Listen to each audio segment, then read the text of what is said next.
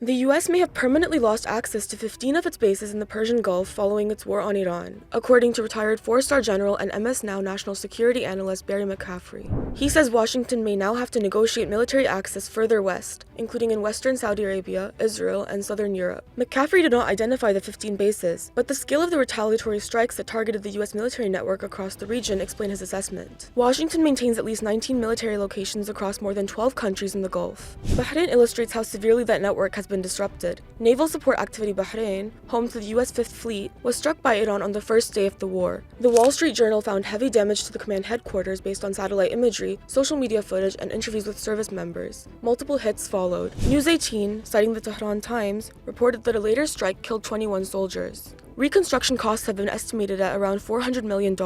Iranian retaliation also hit bases in Qatar, Kuwait, and the UAE. The American Enterprise Institute estimates repairing 11 damaged US bases across 7 countries could cost $5 billion.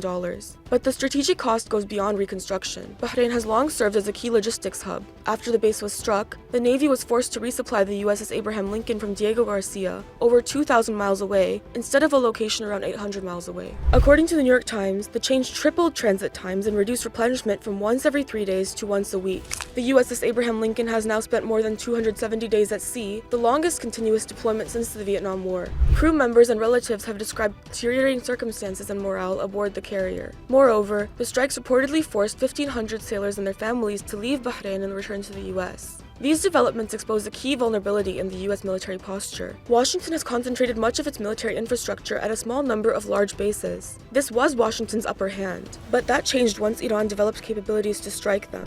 The attacks are pushing the Pentagon towards a more distributed posture, relying on smaller and more dispersed deployments. McCaffrey's assessment that the US might need to move further west reflects the logistical strain of losing key Gulf bases. But moving forces further from the Gulf creates a major logistical challenge for the US. Longer distances means longer and potentially more vulnerable supply lines, raising questions about whether the US can sustain its operational tempo. Gregory Brew, a historian and analyst at Eurasia Group, summarized the stakes, saying, "It looks like the Carter Doctrine has collapsed."